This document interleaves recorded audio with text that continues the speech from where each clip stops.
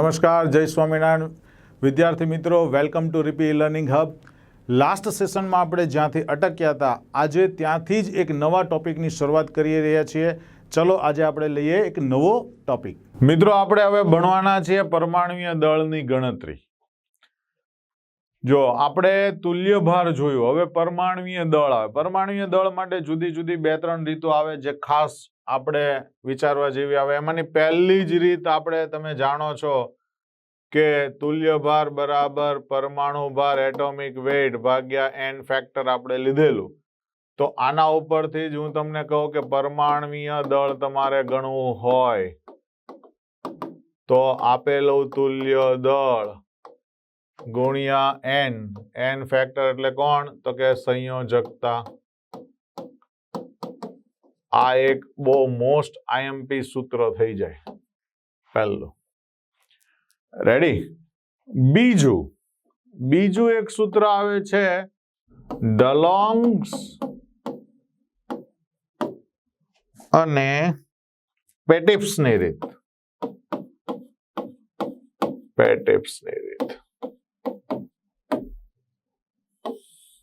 ડલોંગ્સ અને પેટિપ્સની રીત મિત્રો સૌથી પહેલી વાત તો એ માત્ર ઘન પદાર્થોને લાગુ પડે.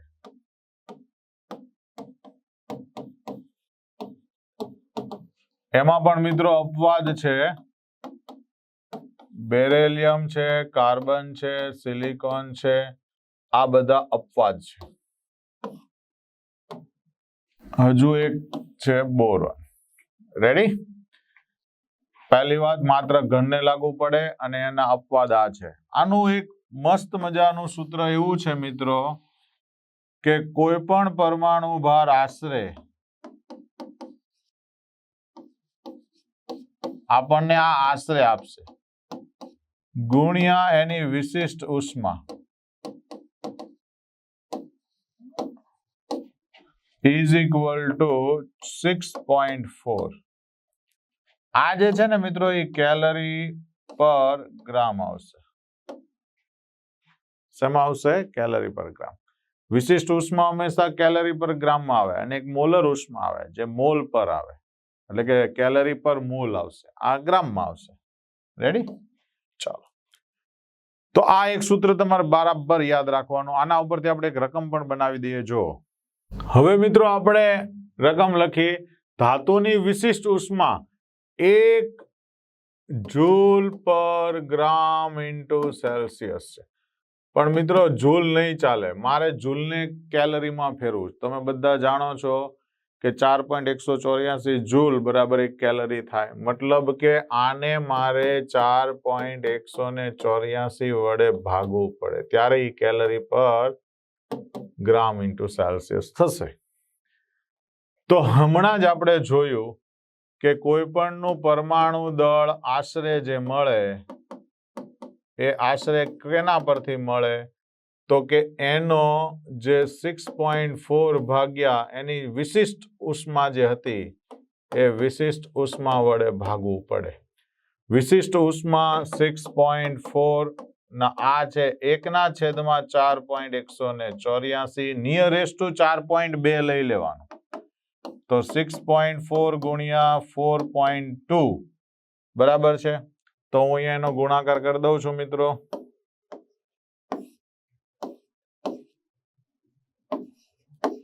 તો જવાબ આવ્યો મિત્રો 26.88. આ એનો પરમાણુ ભાર આશરે આવ્યો. હવે તમને એનો તુલ્ય ભાર કીધું. જો બરાબર, તમે તુલ્ય ભાર જે છે એ 9 હોય તો તમે આવું કહી શકો ને કે તુલ્ય દળ બરાબર અણુભાર ભાગ્યા n છે. બરાબર? હવે આપણને પરમાણુ ભાર આશરે મળી ગયો. જુઓ તો n બરાબર મોલેક્યુલર વેટ આવ્યો 26.88 અને આ 9 છે તુલ્ય ભાર. એને મેં નીચે લઈ લીધું. તો આ નિયરેસ્ટ ટુ 9 તેરી 27 થાય છે. આપણે હંમેશા રાઉન્ડ ફિગર જ લેવો પડશે. તો હવે તમને એનો ચોક્કસ પરમાણુ દળ મળી જાય. ચોક્કસ પરમાણુ દળ એટલે શું? તો કે n ગુણ્યા તુલ્ય ભાર. તો કે n કેટલો 3 અને તુલ્ય ભાર કેટલો 9, તો જવાબ આવે 27. તો આ બધું જો કદાચ ન ગણવું હોય ને તો હું તમને એક શોર્ટકટ કહી દઉં, આને રાઉન્ડ ફિગર લઈ લેવાનું. જો 26.88 નિયરેસ્ટ ટુ 27, ધેટ્સ ઇટ. તો આ પણ ગણી શકાય છે મિત્રો. ચાલો હવે એના પછી આવે છે મિત્રો, એ છે આઇસોમોર્ફિઝમ નો નિયમ. આઇસોમોર્ફિઝમ મતલબ સમાન સ્ફટિકમય રચના ધરાવતા હોય એવા પદાર્થો. તો મિત્રો તમે અહીંયા જોઈ શકો છો કે આઇસોમોર્ફિઝમ એટલે શું, તો કે એવા કેટલાક સ્ફટિકમય પદાર્થો કે જે સમાન કદ અને સમાન આકાર ધરાવે અને એના સંતૃપ્ત દ્રાવણમાં એ એવી રીતે વિકાસ પામે. એના બેસ્ટ ઉદાહરણો આપણે તમને આપીએ. દાખલા તરીકે HClO4 છે અને KMnO4 છે. ચલો કદાચ તમને રેડોક્સ તમે યાદ હોય તો આને ઓક્સિડેશન સ્થિતિ ગણતા આવડશે. હાઇડ્રોજનની હોય +1, ઓક્સિજનની હોય -2, એટલે -2 ગુણ્યા 4 એટલે -8. તો હવે હું આની ક્લોરીનની કેટલી મૂકું કે જેથી આપણને ખ્યાલ આવી જાય કે આ ટોટલ 0 થાય, તો અહીંયા મૂકવું પડે 7. તો એટલી જ ઓક્સિડેશન સ્થિતિ અહીંયા પણ છે. જો પોટેશિયમ સમૂહ નંબર 1 નું એટલે +1, આ -8, તો આની ઓક્સિડેશન સ્થિતિ કેટલી આવી? 7 જ આવી કે નહીં? એનો મતલબ એમ થયો કે આઇસોમોર્ફિઝમમાં એવા સ્ફટિકમય પદાર્થો હોય કે જેની સંયોજકતા કેવી હશે? એક સમાન. તો આપણે આના ઉપરથી એક પહેલું તારણ એવું નીકળ્યું કે આવા પદાર્થો જે છે એ આવા પદાર્થોમાં જે તત્વ જે છે મધ્યસ્થ તત્વ અથવા ધાતુ આયન જે છે એ ધાતુ આયનની સંયોજકતા સમાન હોય છે.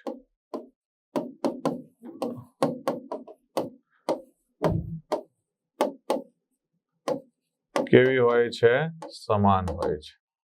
પહેલી વાત. બીજી વાત, માની લો કે આપણે કોઈ એલમ લઈએ. જો K2SO4 .FeSO4 3 time .24H2O. Same chrome alum લો, K2SO4 Cr2SO4 3 ટાઈમ .24H2O. મિત્રો અહીંયા પણ Fe+3 છે અને અહીંયા ક્રોમિયમ +3 છે, મતલબ ધાતુ આયનોની સંયોજકતા હંમેશા સમાન હોય. બીજું એ પણ કહી શકાય કે બે તત્વોના દળ કે જે ત્રીજા તત્વના સમાન દળ સાથે પ્રક્રિયા કરે છે. સમાન દળ સાથે પ્રક્રિયા કરે છે તો તે બંને તત્વો પણ એક સાદા ગુણોત્તરમાં હશે.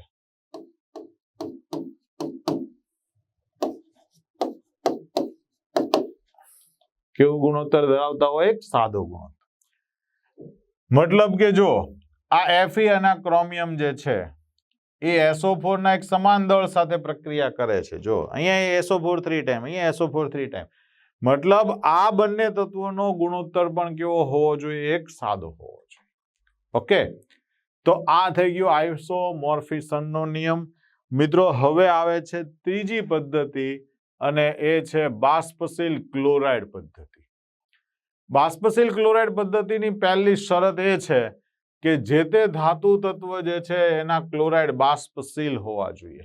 મતલબ બાષ્પશીલનો મતલબ ઉડી જવા જોઈએ, તો એને કહેવામાં આવે બાષ્પશીલ ક્લોરાઇડ. રેડી? બીજું એ છે કે તમારી પાસે બાષ્પશીલ ક્લોરાઇડની બાષ્પ ઘનતા હોવી જોઈએ અને જે તે તત્વ છે એ તત્વનો તુલ્ય ભાર જાણતા હોવા જોઈએ. તો તમને એના ઉપરથી આપેલા પદાર્થનો તુલ્ય ભાર તમે માપી શકશો. કેવી રીતે? જુઓ, તો એને માટે આપણી પાસે 3 સૂત્રો છે. સૌથી પહેલા તો જે તે તત્વનો પરમાણુ ભાર અથવા તો ધાતુ તત્વની સંયોજકતા જો તમારે શોધવી હોય તો એ મળશે પહેલા આનાથી. ધાતુની સંયોજકતા શોધવા માટેના આપણી પાસે 3 સૂત્રો છે. ચાલો, પહેલું ધાતુની સંયોજકતા શોધવા માટે તો સૌથી પહેલા ધાતુ જે સંયોજન બનાવ્યા હોય એ ધાતુના ક્લોરાઇડની બાષ્પ ઘનતા લેવાનું. શું લેવાનું? ધાતુના ક્લોરાઇડની બાષ્પ ઘનતા.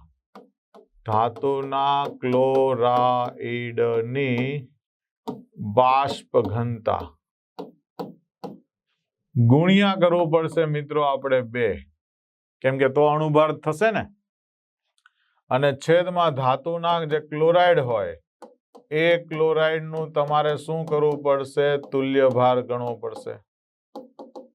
હવે તમને પેલું સૂત્ર આવડી ગયું હોય તો જો ઇક્વિવેલન્ટ વેઇટ બરાબર શું હતું? તો કે એટોમિક વેઇટના છેદમાં n ફેક્ટર હતું. એ n એટલે સંયોજકતા છે. Atomic weight is equal to 2 ગુણ્યા વેપર ડેન્સિટી એટલે કે બાષ્પ ઘનતા ગુણ્યા 2 કર્યું, અને છેદમાં આ લઈ ગયું તુલ્ય ભાર એટલે તુલ્ય ભાર નીચે આવી ગયું. પણ મિત્રો જો તમારે તુલ્ય ભાર આખો તમને ન ખબર હોય તો 2 અલગ અલગ પણ થઈ શકે. કેવી રીતે? જો 2 ગુણ્યા આને હું શોર્ટકટમાં લખી નાખું વેપર ડેન્સિટી છેદમાં ધાતુનો તુલ્ય ભાર તમને ખબર હોય તો કે ધાતુનો તુલ્ય ભાર જો તમે જાણતા હોય તો ક્લોરીનનો કેટલો હોય? 35.5. તો તમે આ પણ કરી શકો છો. આ સંયોજકતા n મળી ગઈ. રેડી? જો તમે આમાંથી ઉપલું જાણો તો એ ચાલે, નીચેનું જાણો તો એ ચાલે. તમે આના પરથી તુલ્ય ભારને પણ તમે યાદ રાખજો, સૂત્રનો કરતા બનાવી શકો. કેવી રીતે? જો તો તુલ્ય ભાર ઓફ મેટલ વત્તા 35.5 સામે જાય. રેડી? હવે સાંભળજો. તો હું એને ડાયરેક્ટ આવું લખું તો ચાલે, 2 ગુણ્યા VD ના છેદમાં n લઈ લો, સંયોજકતા લઈ લો, અને માઇનસ આ 35.5 લખી દઉં તો તમને ધાતુના બાષ્પશીલ ક્લોરાઇડ પદ્ધતિ પરથી તુલ્ય ભાર પણ મળી ગયું. જુઓ. રેડી? ચાલો નેક્સ્ટ બીજી વાત કરીએ મિત્રો.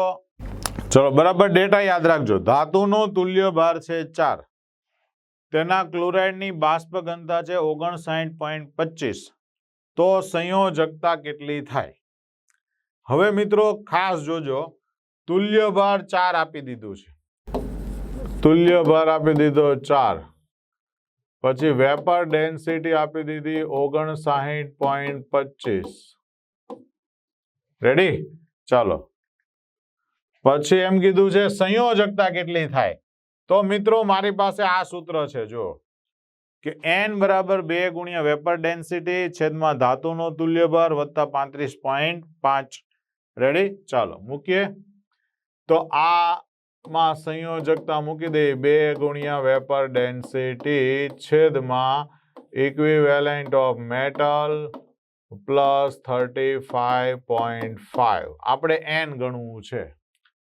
તો મિત્રો મારી પાસે 2 ગુણ્યા 59.25 ના છેદમાં તુલ્ય ભાર ધાતુનો આપ્યો છે 4 અને આ 35.5. ચાલો 25 દુ 50, 9 દુ 18 ને 5 દુ 10 ને 1 11 ભાગ્યા 39.5. મને એટલી ખબર છે કે 30 ચોક 120 થઈ જાય છે. બરાબર? 35 દુ 70. આ નિયરેસ્ટ ટુ 40 તેરી 120 થયું કે નહીં? એટલે આ 3 ની નજીકનું જ હશે ને. આ નિયરેસ્ટ ટુ 3 જ હશે ને. રેડી? ચલો આપણે ચેક કરી લઈએ જવાબ. જો આવી રહ્યો છે. ઓકે, આ જવાબ આવી ગયો. તો મિત્રો આજે આપણે અહીંયા સુધી ભણી ગયા. ઓકે, હવે નેક્સ્ટ મેથડ છે મિત્રો વિશિષ્ટ ઉષ્મા ક્ષમતા. કઈ છે? વિશિષ્ટ ઉષ્મા ક્ષમતા. ચલો વિશિષ્ટ ઉષ્મા ક્ષમતા માટે આ સૂત્ર તમારે યાદ રાખવું પડશે. સીપી અને સીવી. સીપી શું છે તો કે અચળ દબાણે ઉષ્મા ક્ષમતા. જો ઉષ્મા ક્ષમતા કોને કહેવાય, સૌથી પહેલો સવાલ તો એ મનમાં થતો હોય. તો કે આપણે એના માટે એક વાત વિચારીએ તો કે કોઈ પણ પદાર્થ હોય, કોઈ પણ પદાર્થ નું 1 ડિગ્રી સેલ્સિયસ તાપમાન વધારવા માટે જરૂરી ઉષ્માના મૂલ્યને, ઉષ્માના જથ્થાને ઉષ્મા ક્ષમતા કહેવાય. શું કહેવાય? ઉષ્મા ક્ષમતા. સાંભળજો બરાબર. એમાં 1 સેલ્સિયસ એટલે આપણે એમ વિચારીએ કે ડેલ્ટા ટી નીચે મૂકી દઈએ અને એને માટે જરૂરી ઉષ્માને હું ક્યુ કહું તો એને કહેવાય વિશિષ્ટ ઉષ્મા ક્ષમતા સી. બરાબર છે? વિશિષ્ટ ઉષ્મા ક્ષમતા સી. તો આના પાછા બે ભાગ પડે. અચળ દબાણે હોય તો સીપી કહેવાય અને અચળ કદે હોય તો સીવી કહેવાય. આ બરાબર યાદ રાખજો. ઉષ્મા ક્ષમતા બે રીતે માપી શકાય. દબાણ વાતાવરણનું અચળ રાખીને પણ માપી શકાય, પ્રેશર કદને અચળ રાખીને પણ માપી શકાય. તો સીપી ભાગ્યા સીવી ને કહેવામાં આવે, આને કહેવાય ગામા. પણ એ ગામા બીજું કાંઈ નથી મિત્રો, એ છે પોઈઝન અચળાંક છે. શું છે? પોઈઝન રેશિયો અચળાંક, એટલે એકચ્યુઅલી પોઈઝન ગુણોત્તર પણ બોલી દે. તો આ પોઈઝન કોન્સ્ટન્ટ જે છે ગામા એ સીપી બાય સીવી મળે. પણ આ ગામાની કિંમત જુદા જુદા વાયુઓ માટે જુદા જુદા હોય. માન લો કે હિલિયમ છે તો એ એક આણ્વિક થયો, O2 છે તો દ્વિઆણ્વિક થયો, O3 છે તો ત્રિઆણ્વિક થયો. તો આપણે એની વાત ખાસ યાદ રાખશું. આ ઓનલી ફોર નોલેજ છે મિત્રો, એટલે તમારે આને ખાસ યાદ રાખવાનું. ચાલો, તો માનો કે એક આણ્વિક વાયુ હોય, હિલિયમ છે, નિયોન છે, આર્ગોન છે, આ બધા નિષ્ક્રિય વાયુ એક આણ્વિક વાયુ હોય તો એને માટે 1.6 લેવાનું. જો બરાબર યાદ રાખજો, આનો ઉપયોગ કરવામાં આવશે. દ્વિઆણ્વિક H2 છે, O2 છે, Cl2 છે, N2 છે, જ્યાં તમને આ ગુણોત્તર આપી દે ત્યાં તમારે સમજવાનું કે આપણે આણ્વિકતા કેટલી લેવાની છે? 2. યાદ રાખજો. અને બહુ આણ્વિક હોય તો 1.3. આ બહુ એકદમ ઇઝી વે. જો 16, 14 અને 13 રેડી, પોઈન્ટ વચ્ચે સમજી લેવાનું. 1.6, 1.4, 1.3 તો 1, 2 અને બહુ આણ્વિક. તો આનો ઉપયોગ કરવામાં આવશે. તો આજના સેશનમાં આપણે મિત્રો ધાતુના પરમાણુ દળ, પરમાણુ ભાર શોધવાની જુદી જુદી રીતો જોઈએ.